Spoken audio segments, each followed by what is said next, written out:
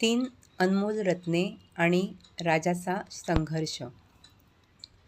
मित्रांनो, कल्पना करा, जर एका रात्रीत तुमचे घर, पैसा, सन्मान आणि आयुष्यभराची कमाई सर्व काही नष्ट झाले, तर तुम्ही काय कराल? हार मानाल की पुन्हा नव्याने उभे राहाल? आजची गोष्ट अशाच एका राजाची आहे, ज्याने सर्व काही गमावले होते, पण फक्त 3 अनमोल रत्नामुळे त्याने आपले संपूर्ण नशीब बदलले. फार वर्षापूर्वी सुवर्णपूर नावाचे एक छोटे पण समृद्ध राज्य होते. त्या राज्याचा राजा वीरसेन हा अतिशय न्यायप्रिय, दयाळू आणि प्रजेला स्वतःच्या कुटुंबाप्रमाणे प्रेम करणारा होता. त्यामुळे संपूर्ण राज्यात सुख, शांतता आणि समृद्धी नांदत होती. परंतु सुखाचे दिवस कायम राहत नाहीत. एके दिवशी शेजारच्या बलाढ्य राज्याने सुवर्णपूरवर अचानक आक्रमण केले. शत्रूचे सैन्य संख्येने आणि शस्त्रांनी खूपच शक्तिशाली होते. राजा वीरसेनने आपल्या सैनिकांसह शेवटच्या श्वासापर्यंत शौर्याने युद्ध केले, पण नशीब त्याच्या बाजूने नव्हते. युद्धात त्याचा पराभव झाला. राज्य शत्रूच्या ताब्यात गेले. अनेक सैनिक मारले गेले, काही कैद झाले आणि राजा स्वतः जीव वाचवण्यासाठी घनदाट जंगलात निघून गेला. त्या रात्री जंगलात एकटाच भटकताना तो एका मोठ्या झाडाखाली बसला. डोळ्यातून अश्रू वाहत होते. त्याचे वैभव, सत्ता, सन्मान आणि स्वप्ने एका क्षणात नष्ट झाली होती. तो स्वतःशीच म्हणाला, आता माझ्याकडे उरलेच काय? अशा आयुष्याचा उपयोग तरी काय? त्याच्या मनात जगण्याची आशा संपली होती. इतक्यात त्या मार्गाने एक वृद्ध संन्यासी चालत होते. त्यांनी राजाची व्याकुळ अवस्था पाहिली आणि शांतपणे त्याच्याजवळ येऊन विचारले, राजन, एवढा निराश का झालास? राजा अश्रूंनी भरलेल्या डोळ्यांनी म्हणाला, महाराज, मी सर्व काही हरवले आहे. माझे राज्य, माझी प्रजा, माझा सन्मान. आता माझ्या आयुष्याला काहीच अर्थ उरलेला नाही. संन्यासी हलकेसे हसले. त्यांनी आपल्या वस्त्रातून एक छोटी लाकडी पेटी काढली आणि राजाच्या हातात ठेवली. ते म्हणाले, राजन, या पेटीत 3 अनमोल रत्ने आहेत.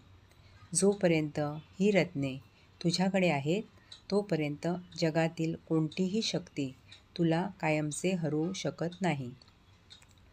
राजाने आश्चर्याने पेटीकडे पाहिले. महाराज, कोणती आहेत ही रत्ने? संन्यासी म्हणाले, ही रत्ने डोळ्यांना दिसत नाहीत. ती माणसाच्या आचरणात जपावी लागतात. पहिले रत्न, वेळ. संन्यासी म्हणाले, तुझे राज्य गेले असेल, पण तुझी वेळ संपलेली नाही. गेलेला क्षण परत येत नाही, पण येणारा प्रत्येक क्षण नवीन संधी घेऊन येतो. या कठीण काळाचा उपयोग दुःखात बुडण्यासाठी करू नकोस, तर स्वतःला पुन्हा घडवण्यासाठी कर. दुसरे रत्न, कर्म. फक्त नशिबाला दोष देत बसणे हे राजाचे काम नाही. उठ, पुन्हा प्रयत्न कर. लोकांना एकत्र कर. योग्य नियोजन कर. प्रामाणिकपणे कर्म करत राहा. फळाची चिंता करू नकोस. तुझे कर्तव्य करत राहा. तिसरे रत्न, आत्मविश्वास. संन्यासी पुढे म्हणाले, युद्धात तुझ्या सैन्याचा पराभव झाला आहे, तुझा नाही.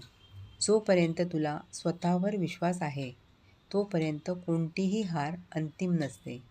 पण ज्या दिवशी आत्मविश्वास संपतो, त्या दिवशी माणूस खऱ्या अर्थाने हरतो. हे शब्द ऐकताच राजा वीरसेनच्या मनातील अंधार दूर झाला. त्याने त्या क्षणीच संकल्प केला, मी या 3 रत्नांना आयुष्यभर जपेन. त्यानंतर तो जंगलातच राहू लागला. त्याने वेळेचा योग्य उपयोग केला.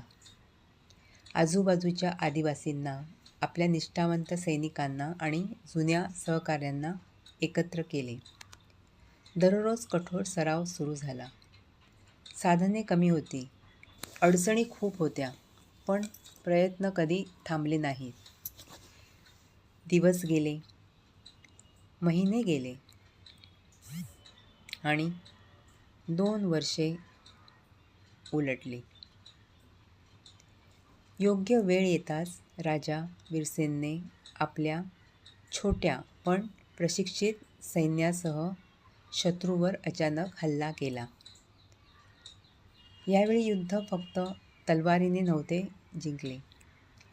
ते जिंकले गेले योग्य वेळेने, प्रामाणिक कर्माने आणि अढळ आत्मविश्वासाने. शत्रूचे सैन्य पराभूत झाले. वीरसेनने पुन्हा सुवर्णपूरवर आपला ध्वज फडकवला. राज्य पुन्हा आनंदाने भरून गेले. गादीवर बसल्यानंतर राजाने राजवाड्याच्या प्रवेशद्वारावर सुवर्ण अक्षरांनी एक वाक्य कोरून घेतले: वेळ जपा, कर्म जपा आणि स्वतःवरचा विश्वास कधीही सोडू नका. कारण ही 3 रत्ने जपली तर जीवन तुम्हाला कधीच हरवू शकत नाही. परिस्थिती कितीही कठीण असली, अपयश कितीही मोठे असले तरी पण जर आपण वेळेची किंमत ओळखली, प्रामाणिकपणे कर्म करत राहिलो आणि स्वतःवरचा विश्वास कधीही ढळू दिला नाही तर हरवलेले यश, सन्मान आणि आनंद पुन्हा मिळवता येतो. लक्षात ठेवा, जीवनातील सर्वात मोठी संपत्ती पैसा नाही, वेळ, कर्म आणि आत्मविश्वास हीच खरी 3 अनमोल रत्ने आहेत. तुम्हाला कथा आवडली असेल तर कृपया चॅनल सबस्क्राईब करा, बेल आयकॉन दाबा, त्यामुळे नवीन कथा तुम्हाला मिळत राहतील. आणि कॉमेंटमध्ये नक्की सांगा तुम्हाला ही कथा कशी वाटली. कुटुंबीय आणि मित्रांसोबत शेअर करायला विसरू नका. धन्यवाद.